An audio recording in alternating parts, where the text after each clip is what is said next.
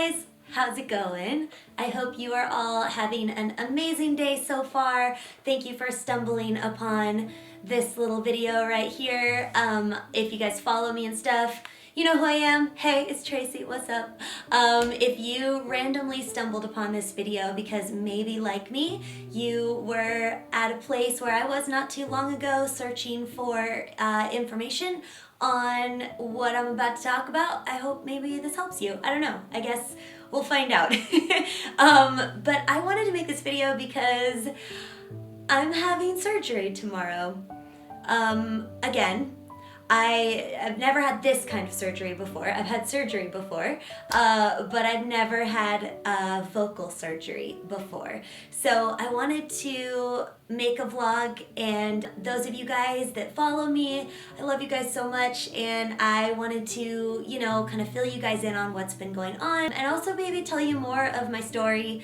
You guys know I talk a lot, and I feel like I'll be tempted to talk even more this time because I'm not going to be able to talk for a very long time after today. So I'm going to try to get it all out. So get some popcorn, get some good coffee or something, and or put this on in the background for whatever else you're doing right now. And yeah.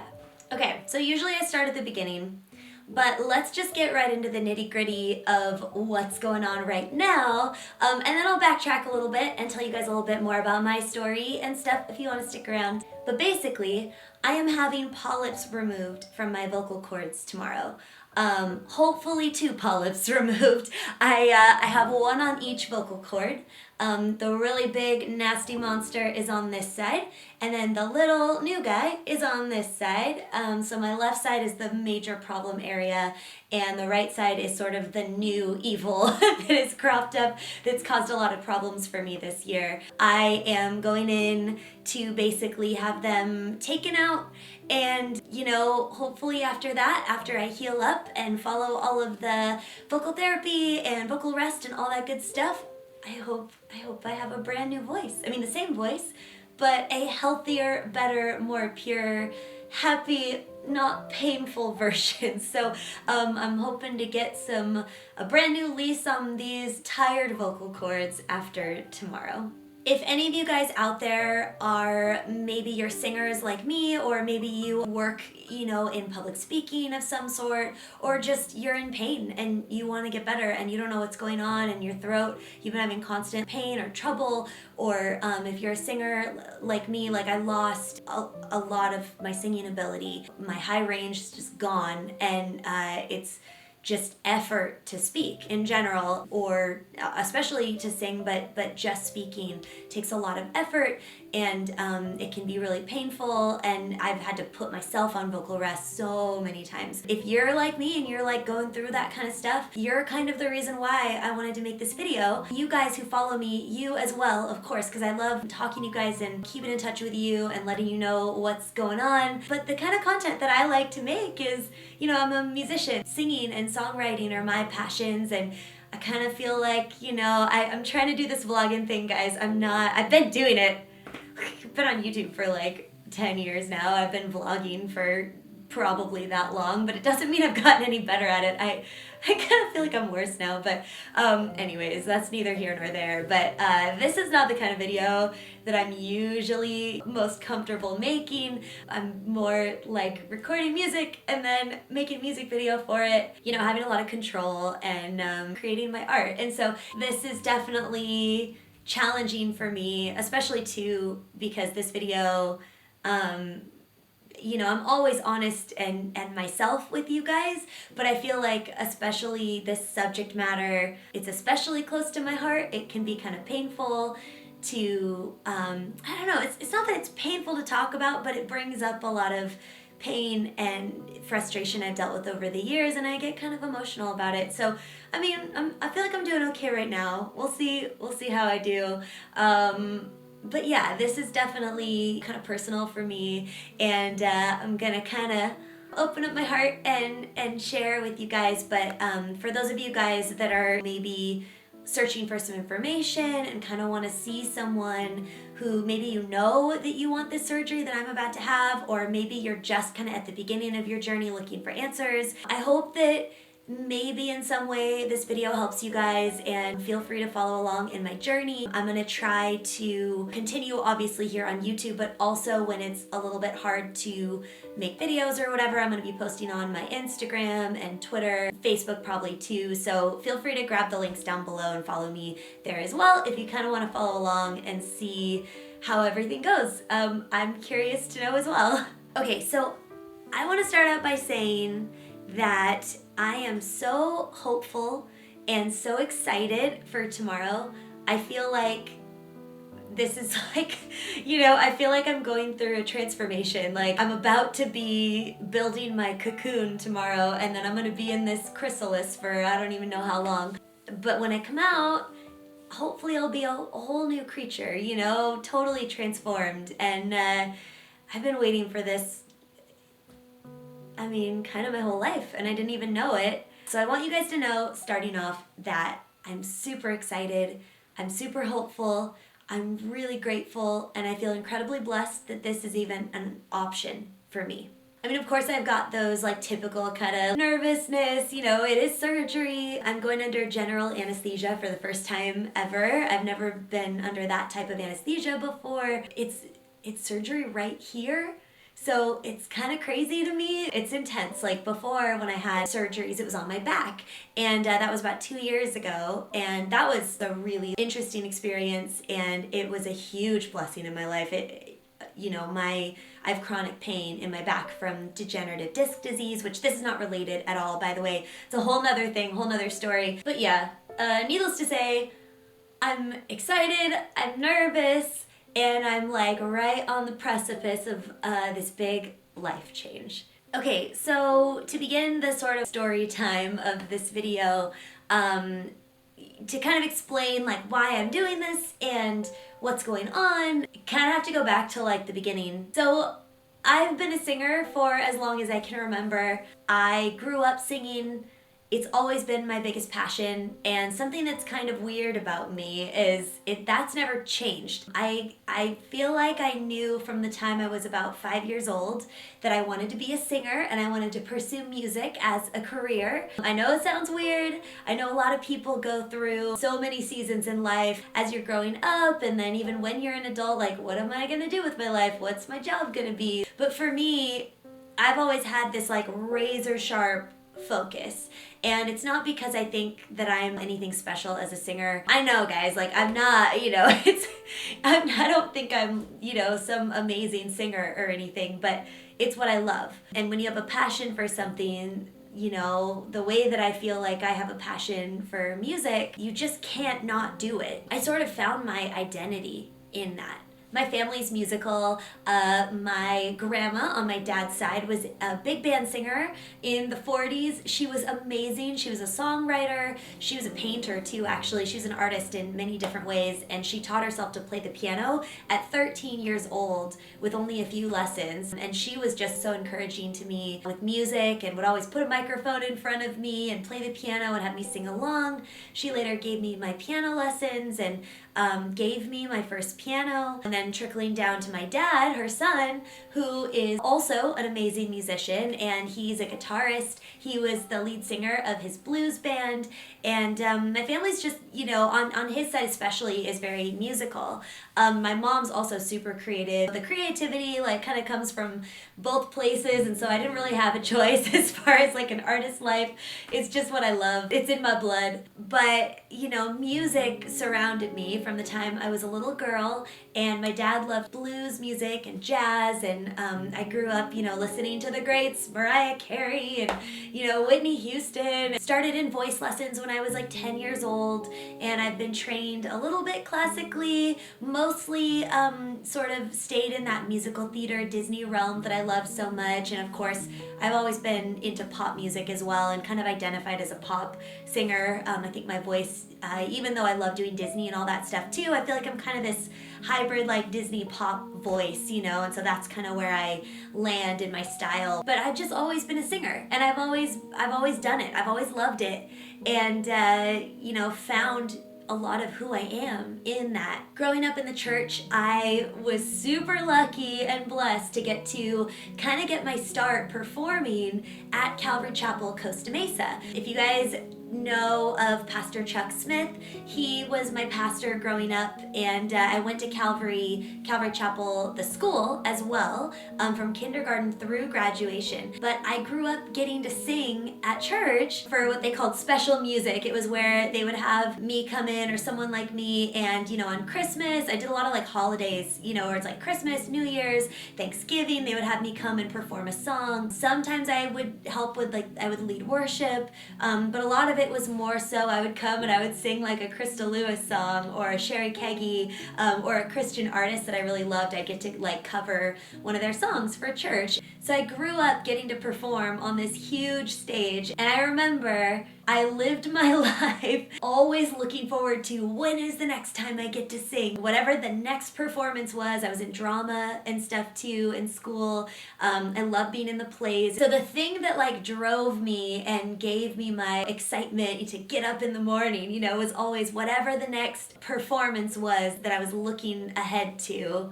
But from a really young age, we noticed that I had some vocal problems. I'm not sure how old I was, but I would guess I was maybe six years old, maybe 7, something like that, when I first lost my voice. I went to vocal therapy, and my mom took me in and they tried to figure out what was going on. I got really, really hoarse. My throat would get sore and I couldn't sing. Sound kind of would come out, but I lost my range, and I just, kind of sounds like when you get laryngitis or something, but my voice just went away. I was diagnosed with vocal nodules, and I began this journey of vocal therapy as a kid. Now, I don't really remember any of this. I mean, I have the paperwork still somewhere. I think I ran across it when I moved. But basically, this problem has existed since I was a little kid. But through therapy, I overcame the vocal nodules, or so we thought, and I got better. If you guys aren't familiar with vocal nodules, polyps, nodes, there's a lot of different names for this kind of thing. Basically, the way your vocal cords work, just, really basic explanation is you make a pure sound when your vocal cords come together.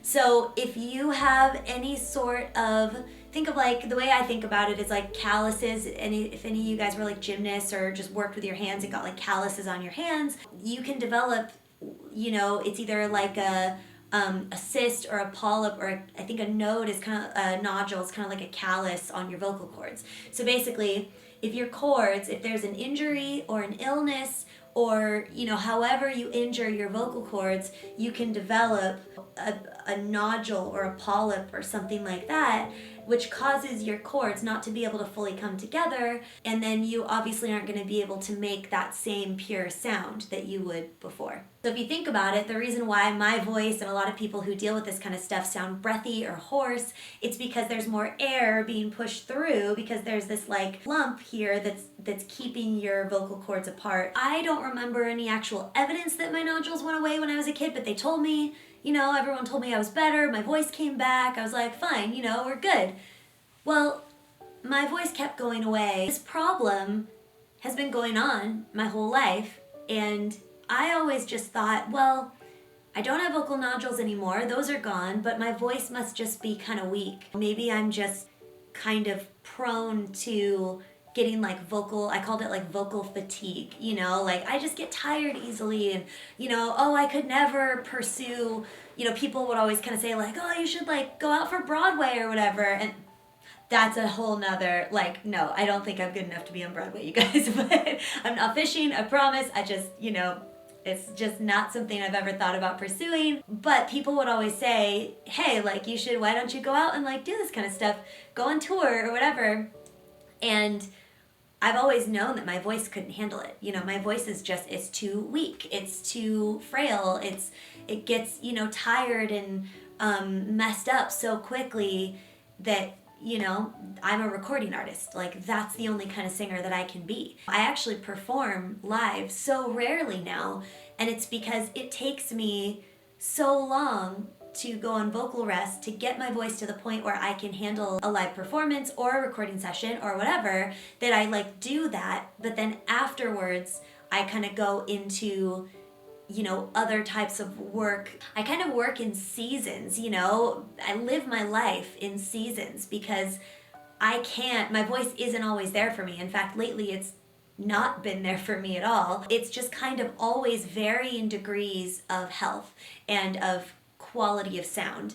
And so the more I lived my life as a singer and pursued music, the more I realized that I was really different from all my friends who were singers. And I had to do so much more to get myself to a place where I could record or perform. And I had to sacrifice so much more because I couldn't go to Disneyland and hang out with my friends and sing the next day. And I'm not even talking screaming on rides. I'm just talking like just chit-chatting with my friends. Doing this, even when I sit and film a vlog, you know, I'm so fatigued afterwards. My throat aches after a day of talking on and off. I feel like I'm sick. Sometimes it gets so bad that it feels like strep throat or something, but it's just so angry with me because it's so sore. And there's no way, you know, if I go and do something really social, there's no way I could sing the next day. I mean, unless I need to sound super raspy and hoarse and don't need to hit any high notes. My voice is just extremely, extremely delicate, and it's maddening because my whole life, you know, and it's gotten gradually worse, so it wasn't always this bad, but I feel like my whole life I've had to choose between having a social life one week or pursuing what I believe is my calling, you know, pursuing music and recording or what have you that has to do with music that week. So, and it's always sort of been this give and take where I would be like, okay, well, I know I have to sing on X day for X thing. So for the 2 weeks before that, my life is going to be home, you know, working from home. I'm going to say no anytime anyone asks me to hang out. I'm not going to make phone calls. I'm only going to do texts or communicate as quickly as possible, you know, and just basically save my voice for right when I need it. And then I would do the gig, whatever it was. And then after that, I would reward myself by being like, okay, now I can see my friends. Like, now I can go to Disneyland or whatever, and I'd lose it again. And then the cycle would continue. You know, a true friend isn't going to abandon you when you're going through a tough time, you know, but my lifestyle is much less social than I think most people, it's inevitable that sometimes I'm not going to be able to be there the way that another friend might be. And that's, you know, that's been hard for me. I love my friends, you know, and I love hanging out and spending time with people, but a lot of times I've been forced to choose. And some of you guys might say, well, why don't you just maybe not pursue music? Why don't you do something else? Like, you do all this other stuff, you know, why don't you know, do something else for a job or do something else as your like hobby or whatever. But it's hard to describe because for me, I feel like I've been given this mission. I feel like from the time I was a kid, I feel like God put music in my heart. You know, He put a song in my heart and a passion in my heart and a mission. And He told me to sing. You know, that's what I believe. I really believe that this is from Him. And again, I'm not saying I'm anything special. There, you know, are 1,000 trillion million billion other singers out there who are so much better than me, and I'm just one little voice, you know, in a sea of gorgeous, big, epic, you know, amazing voices. But He gave me this voice, and I believe that He gave it to me for a purpose. And there are no words to describe the fulfillment that I get from music. When I'm singing or when I'm writing a song, when I'm doing what I feel like I was put here on this earth to do, I feel like I'm fulfilling my life's calling. I feel like I'm doing what I'm supposed to be doing with my life. I feel like I am right where I belong. But the reason why I don't choose something else is because I don't feel like I have a choice. In a good way, I feel like I've been chosen for this. And, you know, just like all of you guys, I believe everyone has a calling, sometimes many callings to do different things. But God gifts us with passions and talents and hearts for certain things. And I really believe that if He puts something in your heart to do, that's what you got to do. No matter the obstacles, no matter how hard it is, no matter how painful it is sometimes, I think sometimes those things make it all the more meaningful and important and priceless. You guys know that I love The Little Mermaid, the fairy tale, and especially the Disney movie. And there's a lot of reasons why I've connected to Ariel specifically out of the, fairy tale and Disney universe. But especially, the reason I love Ariel is because of her voice. And I think a lot of you guys who've been following me for a long time, you probably heard me say stuff along these lines, or if I'm ever interviewed, for anything and people ask me about why I love Ariel, or, what about that film really speaks to me. Truly, I love mermaids. Mermaids are great, but it's not about her being a mermaid. It's about her spirit and her voice. And something about Jodie Benson's voice grabbed me when I was 4 years old and I saw that movie for the first time. I remember something stirred in me when I watched that film, and I know it sounds cheesy, but truly, I really feel like in that moment when I heard Part of Your World and I'm watching this,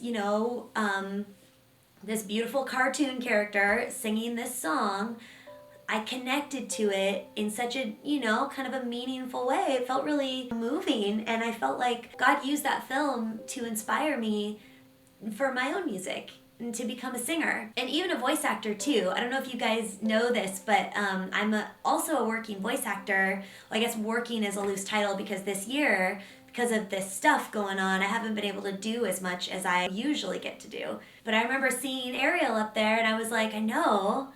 At 4 years old, I was like, I know that someone had to lend that mermaid their voice, and someday I want to do that.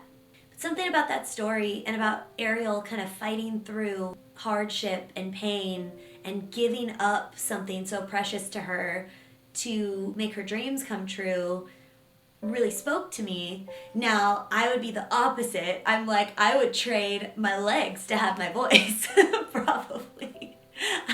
I'm like, reverse version of Ariel, but I've literally lost my voice for long periods where I'm like, Ariel, I feel ya, I've gone method. I know what it's like, and it's been a lot longer for me than 3 days. Which, by the way, brings me to mentioning my recovery is going to be not 3 days, 3 weeks of complete silence, complete vocal rest. So once again, we are going method Ariel more than I've ever done before, because even when I would be on vocal rest all the time in the past, I would still kind of cheat for family once in a blue moon to be like, what do you want for dinner? Or, little communications just for basic life stuff. But yeah, after tomorrow, I'm not allowed to talk. No clearing my throat, no coughing, nothing. And then at the end of 3 weeks, hopefully, if I heal okay and everything, I get to come back from vocal rest a little bit and slowly introduce talking. I think it's 10 minutes at a time or something like that. I think they slowly bring it back in, and then I think it's another 3 weeks or so before I'm fully recovered and hopefully able to sing and record again. So like I was saying with, sort of my past and being a singer and sort of living with this half on, half off life, where I'm kind of half my life I'm resting and being really quiet and, working towards the goal of singing for whatever performance or recording session or what have you. And then the other time kind of taking a break and trying to kind of come back around and be friends, let's do social things right now while I can before I have to, put myself back into hiding again. I've noticed that it was taking longer and longer for me to come back after my voice would go, because it kind of got to the point where it was it wasn't if my voice goes away, it was when my voice goes away. And I always knew it wasn't random, it was with use. Sometimes I would just wake up and it was worse for no reason, but a lot of times it was, sometimes it'd be weather too and stuff, and certain environments are harder for me. I would lose my voice sometimes, like at camp, certain cities, depending on sort of like the smog level, you know, and stuff, depending on the quality of the air, which sounds weird, but I would totally notice, like, oh my gosh, my voice is like going. But it was because it was getting irritated by something. But usually it was because I was using it. It's like I only have so much voice in there. And then as I use it, it just trickles away slowly but surely. Even right now as I'm talking, you know, I'm gonna have a sore throat tonight. I'm gonna be more fatigued. And it was taking even more and more effort to use my voice. And, you know, by the end, it's like, yep, I've used my voice for 2 days, you know, maybe I went to Disney one day, and then I had lunch with a friend the next day, and now my voice is gone. Like, that's all it took. And then it would take me 2 weeks to come back from that. And then what I noticed this year, especially, over the past couple of years, it's been getting harder to come back. And this year especially, you know, I kind of got it down to science for a while, where I was like, okay, if my voice goes away, after 2 weeks of rest, I know it'll be back and it'll be fine. So I would schedule myself in those 2-week increments. You know, I would give myself 2 weeks to come back every time. But then it started to take longer and longer to come back, and it wasn't working anymore. And this year especially, I remember the beginning of the year, I was like, okay, I had this awesome recording session. I had a Tokyo Disney recording session, and it was super, super exciting, something I was looking forward to for a really long time. It was the second one I got to do, and I gave myself, I think, 3 weeks to rest for that. And even when I was recording, I had fatigue. I noticed that my voice wasn't in tip-top shape for me. And my whole life, you know, I've always felt like there was something in the way of me singing to the best of my ability. It takes so much effort, and even sometimes when my voice was tired, I would lose control, and it just didn't feel like, it didn't make sense. Well, this year, after I lost my voice again in probably like February, it didn't come back. And I had to record. I recorded, I think, 1 or 2 more times after that, and it was rough. It was hard to get through. My voice came back like partially, and I kept having to lower the key for things, you know, and over the years I've done that too, where if I'm needed in, you know, if I get a call from one of my producers and he's like, I need you to come today and do this thing, and my voice was like in a gone state, he would just have to lower the key and we just like get through it. And like luckily it worked out a lot of the time that we were able to do that, but that's not always the case when you've got a gig. But yeah, my voice was not coming back this year, and it was terrifying because I was like, here, not only is this my job, but it's my biggest passion and kind of my identity, you know? And I felt like I was losing a part of myself. And I realized that I had less energy to do anything. I started to kind of give up, and I was just like, well, I just keep putting my projects off, and just pushed them out further and pushed them out further. And I did a lot more vocal rest with like no results. And so finally I just kind of gave up, and I was like, all right, well, I guess if I can't sing, I'll go hang out with my friends and try to at least like be social and like do stuff, and try to like find ways to be creative outside of music and make other kinds of videos maybe, you know. And I just kept trying to think, like, do photo shoots, like what can I do, you know, while I wait for my voice to make up its mind and decide to come back to me. And I think I fell into a type of kind of situational depression, you know, like I typically don't, depression doesn't run in my family that I know of. I'm a really like happy person typically. I'm very positive, and I hope joyful, you know, and I always try to see the good in any situation and make the best of things. But I was just not my best, you know, and my energy was just leaving me. I had no energy. I wasn't feeling inspired. Well, that's fun. My camera just died, and I gotta switch to this guy here. So I apologize for like the shaky cam. I'm holding it now. I'm sorry. I'll try to finish this up quick because I've told you guys a lot. Basically what I was saying is when you lose the thing that in your mind makes you you in a lot of ways, it really affects you. And, you know, that's the place that I was in. And I was trying to stay positive. You know, I know that God has a plan, and but I was just having a hard time. And I remember one day I got up from praying and I went to my computer and I was like, you know what? I'm gonna look for a new specialist because I've seen quite a few ENTs.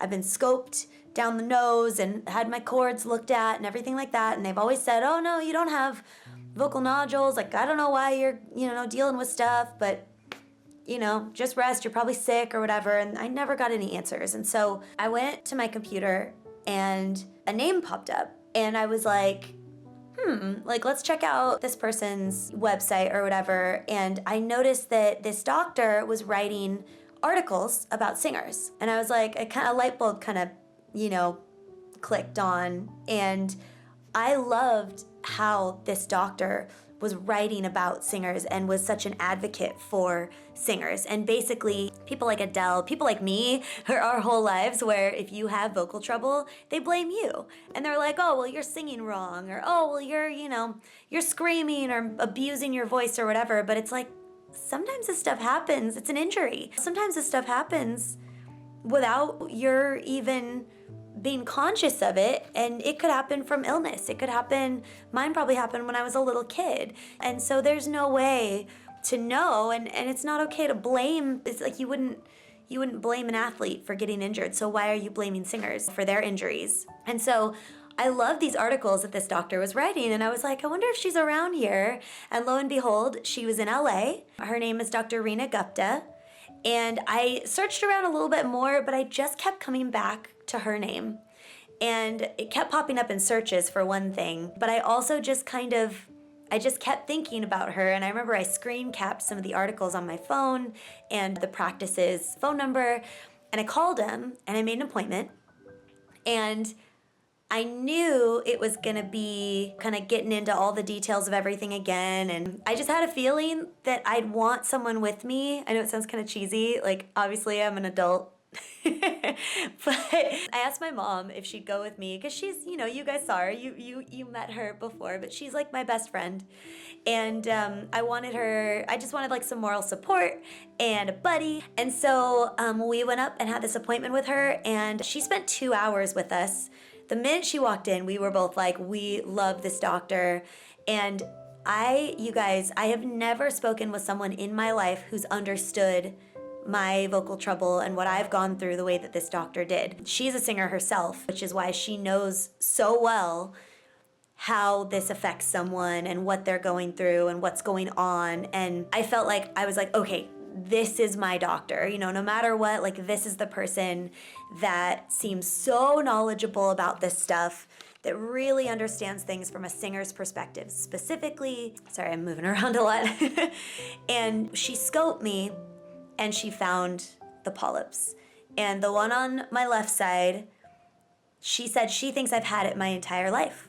I developed it when I was a kid. It's never gone away. And I've been singing through an injury my entire life.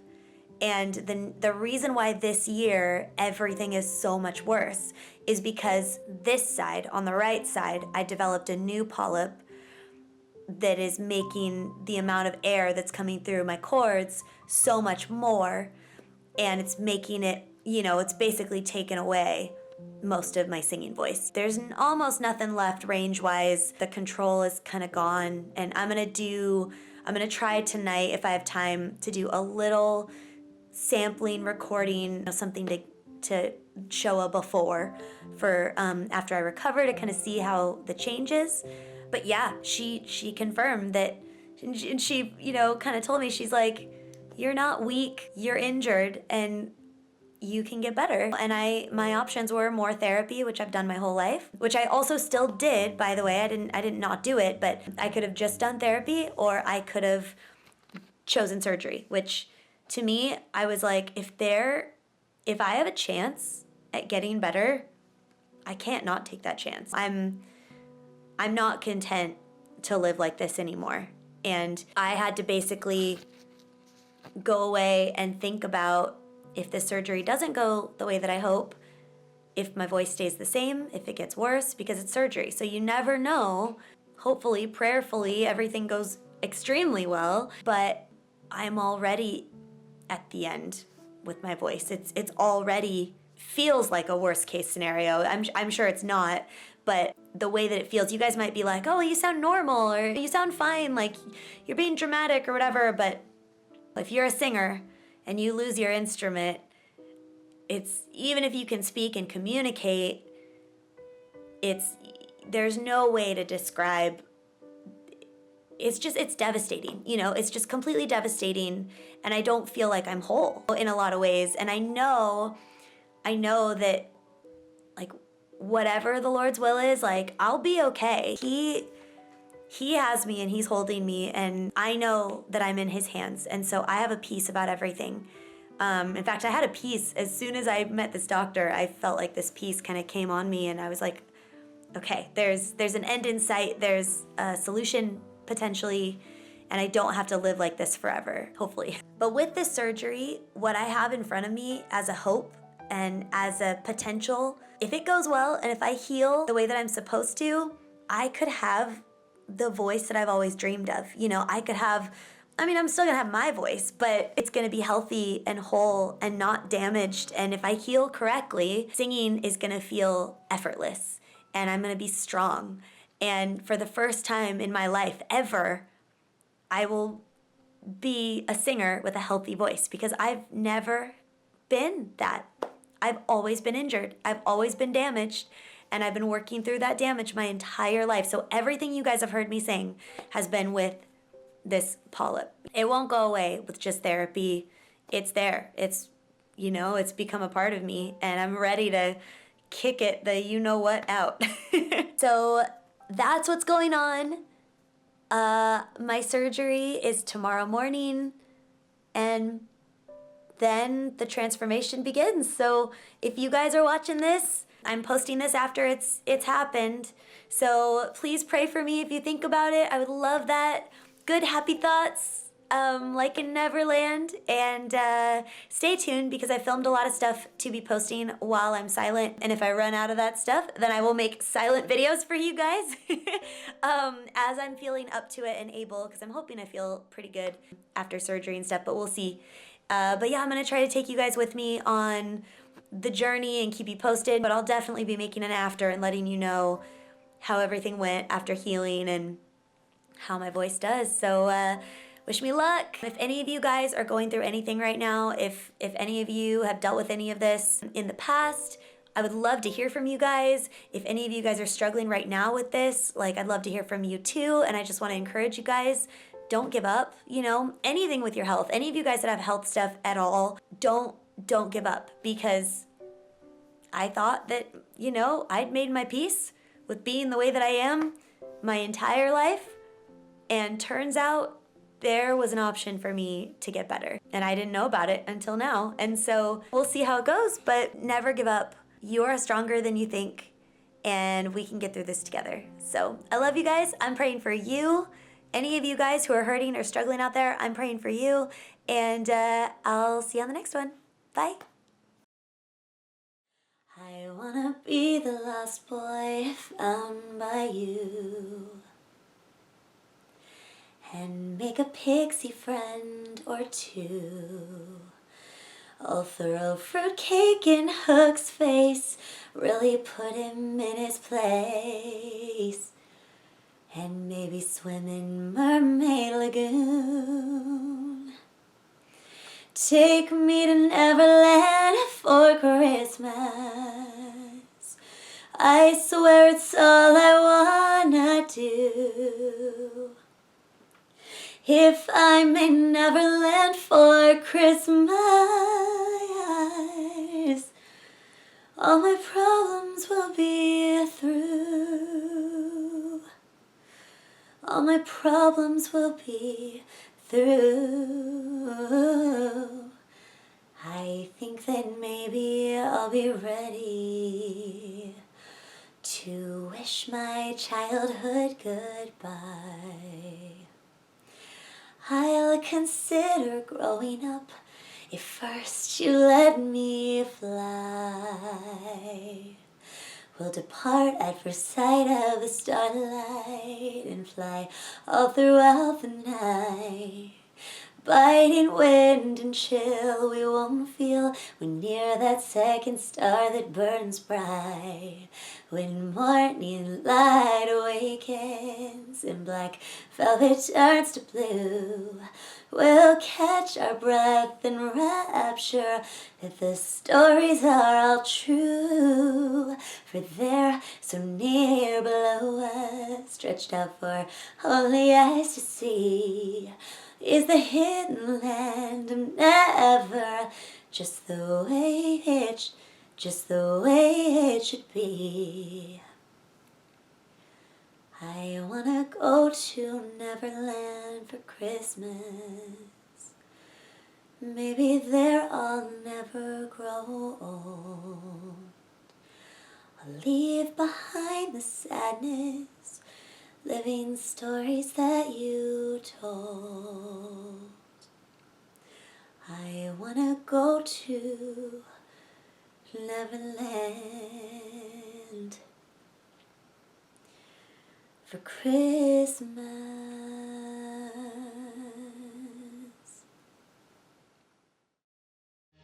I wanna go to Neverland for Christmas. All I need's a little faith and trust. And Pixie does. Peter's always wearing green, and only pirates there are me. I wanna go to